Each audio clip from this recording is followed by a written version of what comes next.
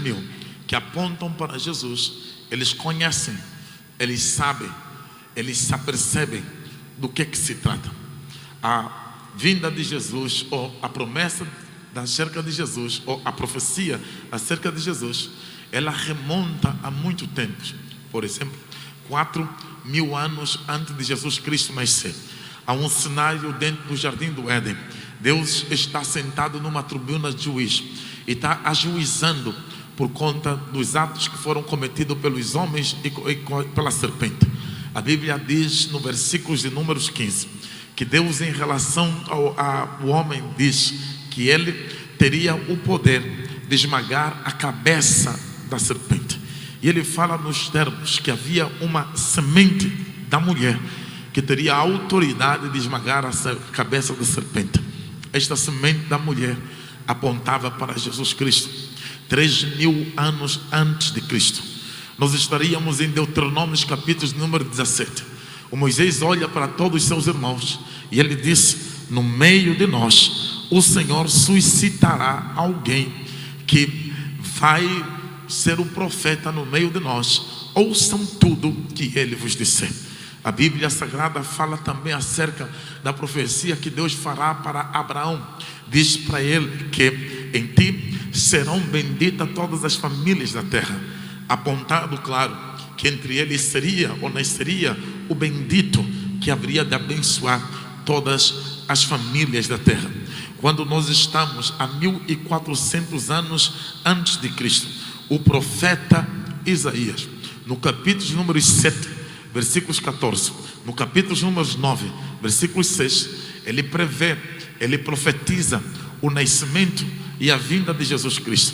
Os termos da profecia são estes. Primeiro, no capítulo 7, versículos 14: o mesmo Senhor vos dará um sinal, uma virgem conceberá e o seu nome será Emanuel.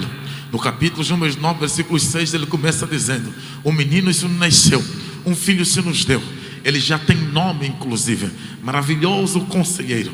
Ele carrega algumas virtudes. Ele é príncipe da paz. Ele tem autoridade. O principado está sobre os seus ombros.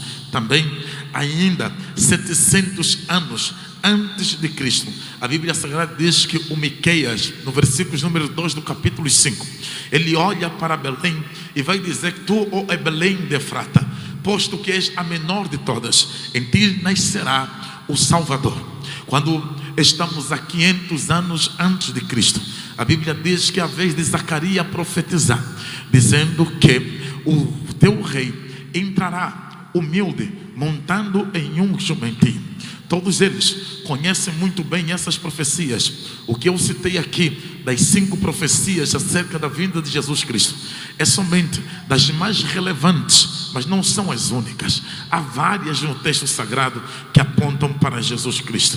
Pois bem, o tempo passou e a Bíblia Sagrada diz que quando vem no período dessa era, ou nesta era, a Bíblia diz que aparece um homem chamado João, que foi colocado o sobrenome de batiza, ou o que batiza. Ele começa a anunciar aquilo que já foi previsto por Isaías no capítulo número 40, a partir do versículo de número 3, quando a Bíblia Sagrada faz menção que é necessário preparar o caminho, endireitar as veredas. A voz do que clama o deserto diz para preparar as veredas, porque vem lá o caminho, ou o Salvador. A Bíblia diz que as margens do rio Jordão, lá no deserto da Judeia, o João Batista disse: eu vos batizo com água para arrependimento dos pecados, mas aquele que vem após mim é superior a mim. Eu não tenho dignidade de se ajoelhar diante dele para desatar as correias das suas sandálias. Ele vai vos batizar com o Espírito Santo e com fogo. Conforme foi a profecia, a Bíblia Sagrada diz que o Cristo nasce de uma virgem. O seu nome é Emanuel. E ele nasce e cresce, anuncia-se e se mostra por toda a nação de Israel.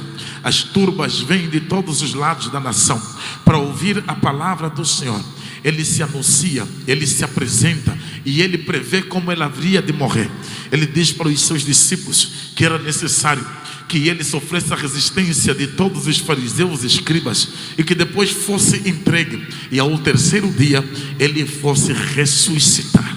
A Bíblia Sagrada diz que ele cumpre. Nós estamos no capítulo número 21, aproximadamente 3 anos e meio da nossa era. Nós estamos há 3 anos e meio depois de Jesus Cristo começar, 33 anos e meio da nossa era, e 3 anos e meio depois de Jesus Cristo ter começado o exercício ministerial. E a Bíblia diz que chegou a hora dele se apresentar. Jerusalém é uma cidade bastante temida por ele, porque ele sabe que é em Jerusalém que ele se enfrentará o opositor. A Bíblia diz que ele finalmente decidiu ir para Jerusalém. Os discípulos à sua volta estão preocupados, porque há pouco tempo queriam lhe apedrejar. Ele sobe num jumentinho que ele manda ir à busca. Lembrai-vos que há poucos dias, há mais ou menos 7 dias, ele teria estado à frente de um túmulo e chamou Lázaro que saísse para fora. Depois de 7 dias ele volta outra vez na cidade, e ao voltar ele faz isso. No capítulo 12 do livro de João está registrado. Ele pega nos seus discípulos e convida os seus discípulos para irem adiante dele, para chegarem na porta de Jerusalém. Lá na porta chamada Betfagé, ele encontraria os discípulos, um jumento adulto e um jumentinho que estariam amarrados. Ele disse: desamarra, traz, e se alguém vos perguntar, diga que o dono deles o mandou buscar. Nós sabemos que Jesus não foi criador de jumentos. Nós sabemos que Jesus não foi apacentador de jumentos. Mas Jesus, ele disse que ele é dono do jumento. O jumento lhe pertence. Ele disse: qualquer pessoa que vos perguntar, diga que me pertence, é meu. Ele aqui já estava a se posicionar como aquele que é o criador de todas as coisas. Fui eu quem fez, sou eu o criador, me pertence, é meu. Se alguém lhe perguntar, diga que aquele que fez é que mandou a busca do jumento. A Bíblia diz que os seus 2 discípulos vão, sem compreender muito bem, mas eles foram. Quando eles chegaram lá, desatam um jumentinho, e de fato alguém os pergunta, e a resposta não se esperou, foi peremptória: o dono deles mandou buscar. Ninguém se opôs, ninguém se levantará. É a hora do cumprimento da profecia, e quando chega a esse momento, ninguém consegue se opor, ninguém consegue se levantar, ninguém consegue dizer não. Ele sobe no jumentinho e vai entrar na cidade de Jerusalém. Ele está a entrar em Betfagé. O sinal que ele fez da ressurreição de Lázaro foi muito importante para a compreensão que todos eles teriam acerca de quem ele é. Ele sabe que não há ninguém que naquele tempo ressuscita mortos. A fama da ressurreição de mortos foi tão grande que as pessoas todas queriam ter a oportunidade de ver o Jesus. E esse Jesus está a entrar. Quando a população ouviu que Jesus entraria, todos eles correram até as portas. A Bíblia Sagrada narra, e nós lemos, que eles tiravam a sua própria roupa, colocavam no caminho, para que o camelo passasse por cima daquelas roupas. Eles pegavam e arrancavam os ramos das oliveiras e colocavam no caminho, para que Jesus passasse com o camelo, ou melhor, com o jumentinho, por cima daqueles ramos de oliveira. E não bastasse essa dedicação, essa demonstração de honra, não bastasse essa demonstração de servidão, eles também louvavam, eles também cantavam. Eles diziam: bendito é o filho de Davi, bendito é aquele que vem no nome do Senhor, Hosana, Hosana nas alturas. A Bíblia Sagrada diz que o clamor era tão estridente e gritante que gerou pânico à sua volta. Aqueles que estavam lá, que não queriam que aqueles adorassem, ou que os outros adorassem, foram para Jesus e disseram para ele: Senhor, manda que eles se calem. Jesus Cristo vai dizer para eles: ora, se eles se calarem, até as próprias pedras se clamarão. A partir de agora não tem como mais fechar a boca. A partir de agora vai haver barulho, a partir de agora vai haver confusão, a partir de agora vai ter grito, vai ter barulho na terra, vai ter barulho nos céus, vai ter barulho no homem, vai ter barulho na natureza. A partir de agora toda a natureza vai entrar em pânico. Não é que é verdade? Quando ele estava na cruz, a natureza não conseguiu suportar. As nuvens todas ficaram densas, carregadas, e se posicionaram fechando o sol. O sol não aceitou olhar para o Criador, se escondeu atrás da nuvem. Diz: não dá para olhar para o Criador. A terra não conseguiu suportar, começou a devolver todos os mortos que ela engoliu. Por causa causa do Criador que estava a padecer naquele momento. Eu preciso dizer isso para alguém que está aqui. Se a hora do cumprimento da tua profecia chega, não há vozes no inferno que conseguirão impedir aquilo que Deus começou a fazer na sua vida. Permita que eu aplique isso para a sua vida. Se chegou o tempo de cumprimento de alguma coisa na sua vida, despreocupa-se. Não haverá estrutura espiritual maligna na tua casa ou na sua família que verá anular, negar aquilo que Deus começou a fazer. Essas bocas vão se calar, essa perseguição vai recuar, o nome do Senhor será glorificado na vida de alguém que está aqui. Eu não sei se tem aqui alguém que crê e pode glorificar o nome do Senhor Jesus. Oh, glória a Deus. É o tempo do cumprimento da profecia. É a hora do cumprimento da profecia. A Bíblia Sagrada diz que ele vai montado um jumento. No jumento, por quê? Se ele fosse montado um cavalo, as pessoas esperariam ver um guerreiro com as espadas na sua cintura, com o escudo, ou ainda com os capacetes todo armado, se apresentando diante do povo, o que poderia passar a imagem do guerreiro. Mas não é isso que ele fez. Ele veio por cima de um jumentinho. O jumentinho é um sinal de paz.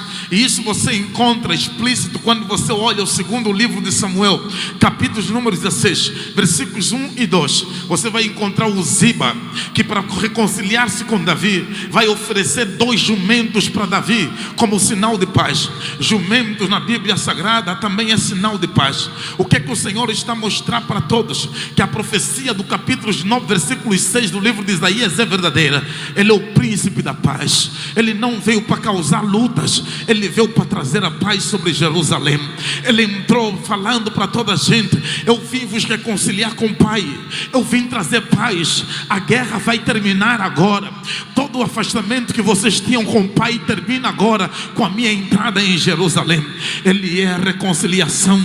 É por esta razão que a Bíblia Sagrada, por meio de João, diz que ele é a propiciação pelos nossos pecados.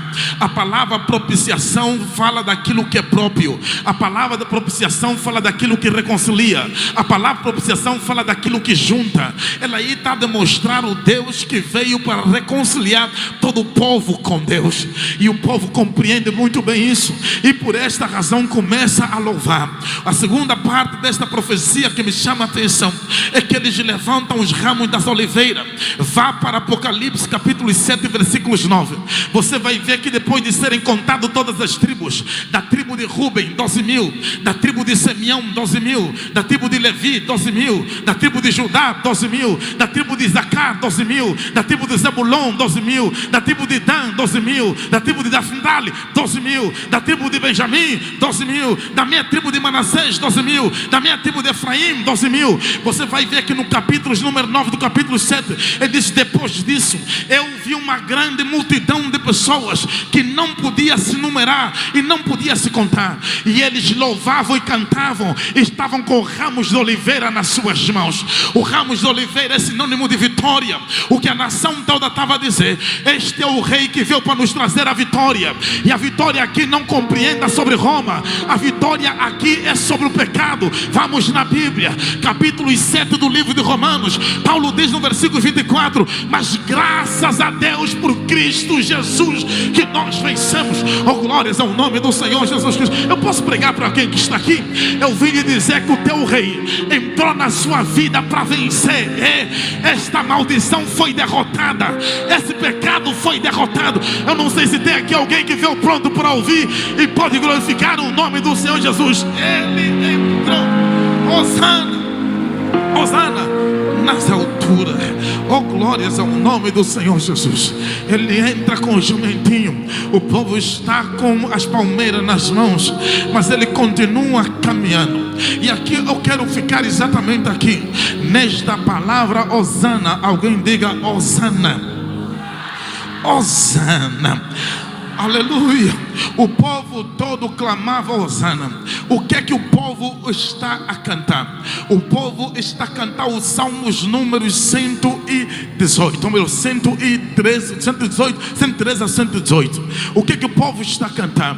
O povo está a cantar as músicas que eram direcionadas ao Messias. Essas músicas destes salmos eram cantadas todas as festas messiânicas: a festa da Páscoa, a festa dos tabernáculos e a festa do Pentecostes. Era um momento que a nação de Israel cantava e clamava, dizia: bendito é aquele que vem no nome do Senhor. Mas eles cantavam apontando para o futuro. O som das suas músicas eram escatológica, o tom das suas músicas eram escatológicas. Mas nesse dia o tom não foi escatológico, o tom não foi para o futuro. Naquele dia o tom foi para o presente. O que eles cantavam lá atrás, apontado para o futuro chegou e agora está na boca das pessoas que veem ele entrar. Oh, glórias ao nome daquele que vive e reina para sempre. Eles não estão a cantar acerca daquilo que eles vão ver, eles estão a cantar acerca daquilo que eles já veem. Nós temos um privilégio. Nós não cantamos um Cristo que está por vir, nós adoramos um Cristo que já veio. Nós temos um privilégio. Nós não adoramos um Cristo que está para aparecer, nós adoramos um Cristo que já foi crucificado. Esta é a razão da nossa reunião. Nós não estamos reunidos aqui para olhar para um futuro que está por vir. Nós estamos reunidos aqui para comemorar um Cristo que já veio. Quem pode glorificar o nome do Senhor Jesus Cristo? Quem está aqui por Ele e pode exaltar o seu nome? Oh, glórias ao nome do Senhor Jesus Cristo. Aleluia. Os Salmos números 118, ele diz: salva-nos, Senhor, nós te pedimos. Aqui você começa a lidar com a palavra Hosana. A palavra Hosana é uma palavra aglutinada, de uma origem hebraica. A palavra Hosana no seu original é Oceana. Oceana é aglutinada porque primeiro é Oceana, salva-nos. Na, agora, rogo-te. O que quer dizer? A expressão Hosana é salva-nos agora. Nós te pedimos, salva-nos urgentemente. Nós precisamos de salvação. Nós queremos salvação. Nós precisamos que nos salve. O Hosana é um grito de uma alma que está aflita e necessita de encontrar o seu preenchimento. A Hosana é um grito de toda a humanidade que carrega necessariamente um clamor dentro do seu coração acerca de Deus. Eu vou te provar isso quando você olha para o livro de Eclesiastes, capítulos de números 3, versículos de número 11. O sábio Salomão diz algo interessante. O sábio Salomão diz: Deus fez tudo formosamente. Deus colocou no coração do homem a eternidade. O que é que o Salomão está a dizer com isso? Ele diz: Deus coloca no homem, no coração do homem, a eternidade e faz com que ele só não descubra as coisas desde o início ao fim, porque ele não quer. O que Salomão está a dizer é que todo homem nascido nesta terra tem a impressão digital de Deus. Todo o coração do homem carrega as impressões divinas. Todo homem tem necessidade de Deus. Por mais que tenha gente que diga: eu sou ateia, ele tem a necessidade de Deus. Aliás, a sua relutância em aceitar Deus já demonstra o vazio espiritual que ele tem no seu coração e a necessidade que ele tem de conhecer Deus, porque todos nós carregamos as impressões digitais do divino. Eu lembro, aliás, a Bíblia Sagrada nos mostra que o homem foi feito à imagem e semelhança de Deus. Então a palavra Hosana é um clamor que está no coração de todo homem. Pastor, como o Senhor pode nos explicar isso? Eu lhe explico. Não somente eu que penso dessa maneira. Deixa eu ir buscar alguns pais da igreja. Agostinho de Hipona. Agostinho de Hipona disse: todos nós fomos feitos para Ele e ninguém consegue viver sem Ele. O coração do homem fica inquieto enquanto não lhe acha. Esse é o Agostinho de Hipona, e ele termina a sua frase com aquilo que nós mais conhecemos de Agostinho: quem não vive vive para servir, não serve para viver. Este é o Agostinho de Hipona, um dos pais da igreja. Agora deixa eu lhe falar de um homem conhecido na lides da ciência, Blaise Campbell, um homem que foi influente na matemática, na física do século XVII, um homem importante no avanço da ciência. Aos 31 anos de idade, ele se converte. No dia da sua conversão, ele teve uma experiência mística e ele disse: eu conheci o Deus de Abraão, o Deus de Isaac e o Deus de Jacó. Eu conheci o Deus da Bíblia, não conheci os deuses dos filósofos, nem os deuses dos ateus. E ele disse nos seus escritos: existe um vazio no coração do homem que é do tamanho de Deus. Só Deus é capaz de preencher. Quem disse isso não é um crente. Quem disse isso é um homem dado à ciência, que depois de estudar muito, ele percebeu que o vazio que tem no coração do homem é do tamanho de Deus.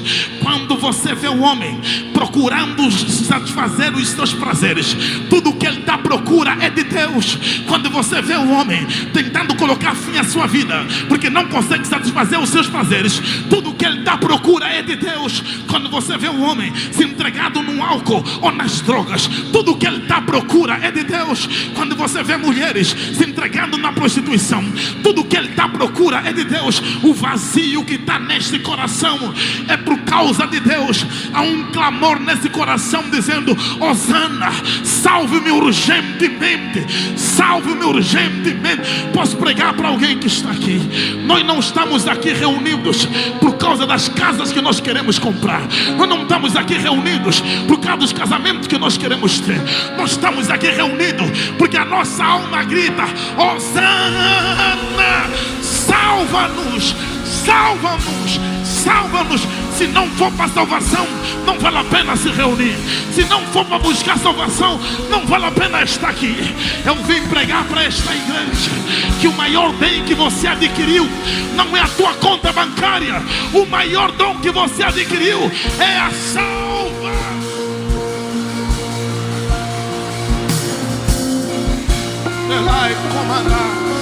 Aleluia. Aleluia. Ninguém estava preocupado com outra coisa, estavam preocupados com a salvação. Senhoras e senhores, acredita-me, desde os primórdios da humanidade que o homem procura uma solução divina. Todas as sociedades, você nunca vai encontrar uma que é ateia. Todas as sociedades creem em um Deus. Você, se for para os indígenas, você vai perceber que eles creem em um Deus. Se você vai para os índios, você vai ver que eles creem em um Deus. Se você for para os africanos, você vai ver que eles creem em um Deus. Se você for para os europeus, você vai perceber que eles creem em um Deus. Porque a humanidade clama por preenchimento de um vazio que só Deus é que pode preencher. Aleluia.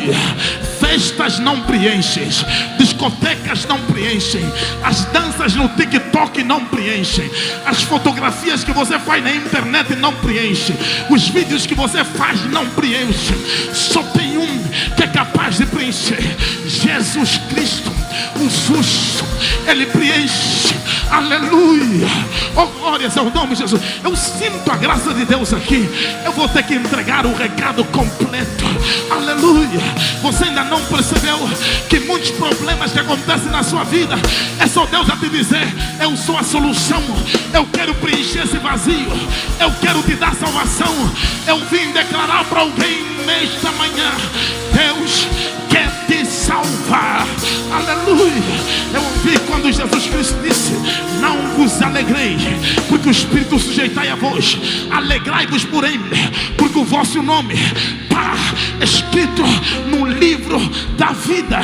Diga para o teu irmão: eu posso morrer sem chegar no país que eu queria muito conhecer, mas eu não vou deixar de pisar na terra prometida. Eu tenho uma pátria, eu tenho a salvação.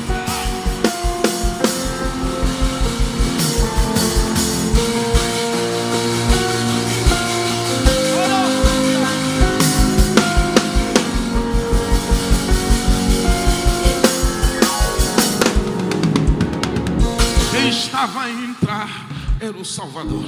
Eu vou repetir: quem estava a entrar não era o patrocinador, não, era o Salvador. Quem estava a entrar não era o sponsor, era o Salvador. Quem estava a entrar era aquele que havia de salvar. E ninguém foi agitado para cantar, não teve um ensaio do coral, ninguém lhe foi dito: quando ele tiver entrar, gritem. Não, porque o clamor Hosana é individual, é quem sente a necessidade de Deus que clama: venha me salvar, salva-me urgentemente. Eu preciso de salvação urgente. Eu não sei você, porque apesar de ser pastor, liderando uma igreja tão grande como essa, mas eu preciso de salvação. A minha alma carece de salvação. Eu preciso de Jesus Cristo. Ele precisa me salvar. Toda gente necessita de Jesus Cristo. Talvez você não sabe esse desejo que você tem desenfreado, de querer correr atrás de desejo, de querer correr atrás dos seus anseios. E se a falta do Salvador na sua vida, você necessita de receber e se construir em Cristo Jesus. Aleluia. A entrada de Jesus em Jerusalém marca o tempo aonde este mundo deixará de estar sob o controle do inimigo e passará a estar no controle do divino. Hosana, bendito é aquele que vem no nome do Senhor. Deixa Jesus preencher esse coração, deixa Jesus preencher esse vazio, deixa Jesus preencher esse desejo, deixa Jesus fazer esta obra. Receba esse Jesus na sua casa, deixa Jesus formar-se no seu coração. Você vai perceber que depois deste dia, sua vida nunca mais será a mesma. E eu não estou a falar de material, eu estou a falar de coisas imateriais, eu estou a falar de coisas metafísicas, eu estou a falar de um desejo de satisfação de paz que só Jesus é que pode dar. Não sei aqui se é alguém que pode reagir e glorificar no nome do Senhor Jesus. Eu termino aqui.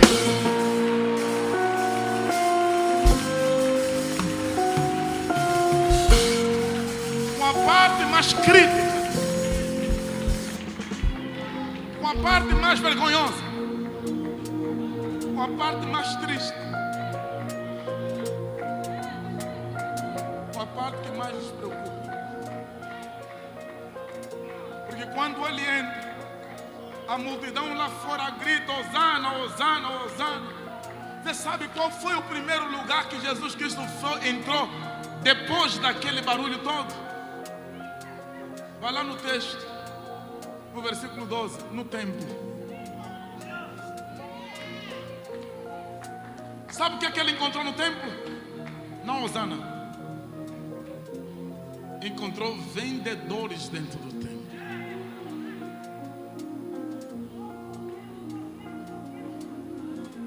Não tem ninguém dentro do templo que vai dizer: salva-nos urgentemente. Os que estão a dizer salva-nos urgentemente estão lá fora. O que quer dizer? Que o grito e a agonia da humanidade não está a ser sentida pela igreja.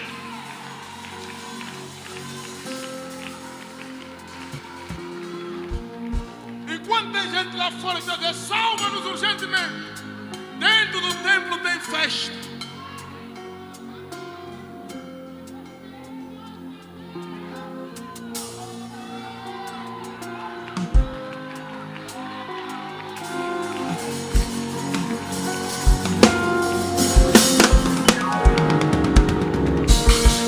Dentro do templo tem distração.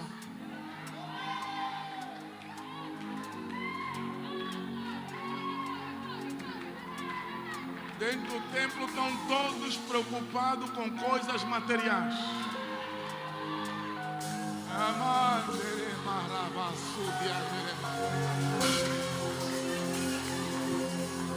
Parece que vale a pena ele voltar lá fora, que tem gritos, do que entrar no templo. E o pior,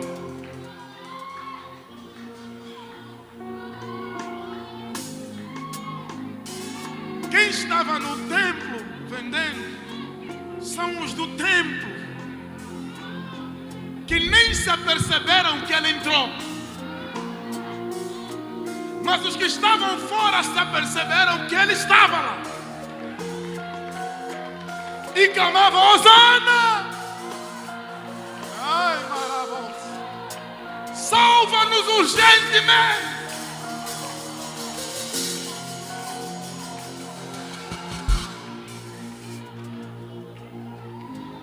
O templo não pode roubar de nós a urgência da salvação.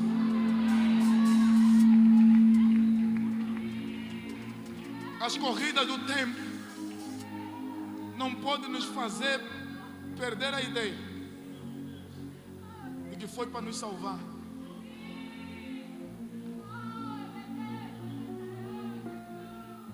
Foi para nos salvar.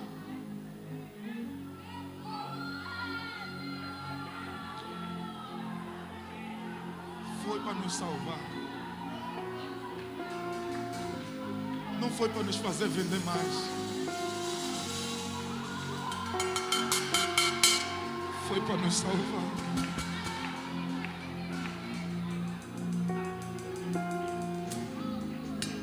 Não foi para nos casar. Foi para nos salvar.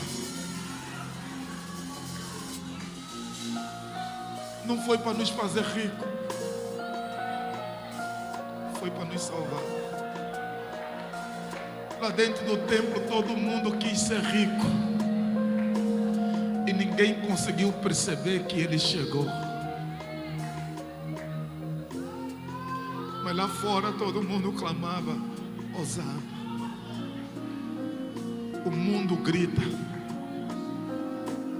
Senhores, o mundo grita. E dentro do templo nós lutamos.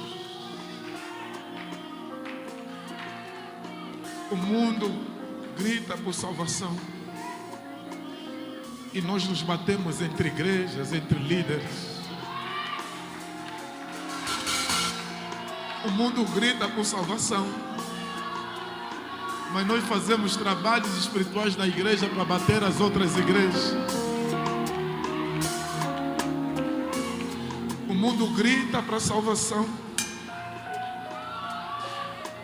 E nós estamos preocupados com o nosso umbigo. Jesus derriba tudo e diz: esta casa aqui, esse clamor não devia estar lá fora. Esse clamor devia estar aqui dentro. A minha casa tem que ser conhecida como casa de oração.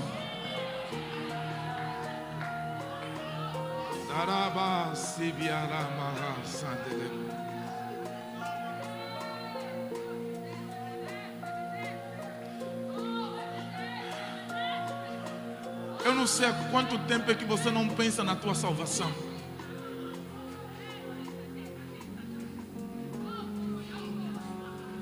Você está salvo.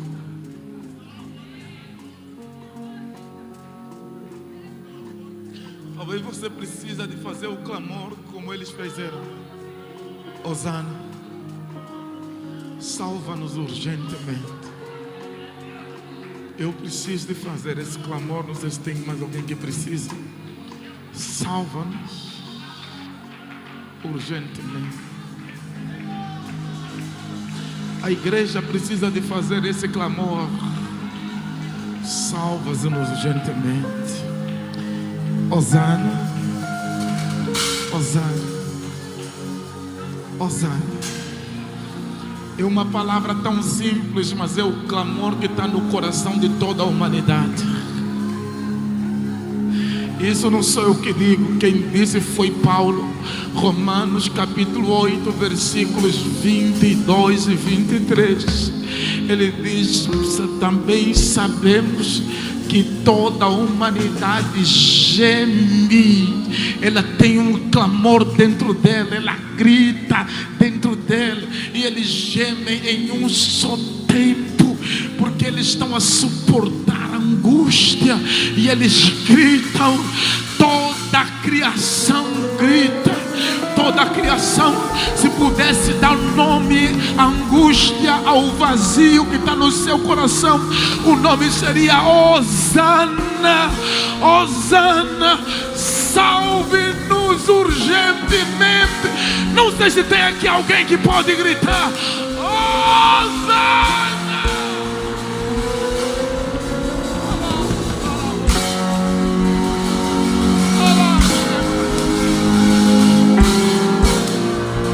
Eu, se fosse você, levantava a sua voz e começava a clamar a Deus pela sua salvação, para que você esteja apto para ela, para que você caminhe nela. Aleluia. E isso tudo foi de graça. Está escrito, Paulo diz: pela graça sois salvos. Isto não vem de vós, é um dom natural de Deus. Se eu fosse você, levantava a sua voz como fizeram eles. Eles adoraram, eles levantaram as palmeiras, mas o som da sua boca foi: Hosana, Hosana, Hosana, Hosana, Hosana.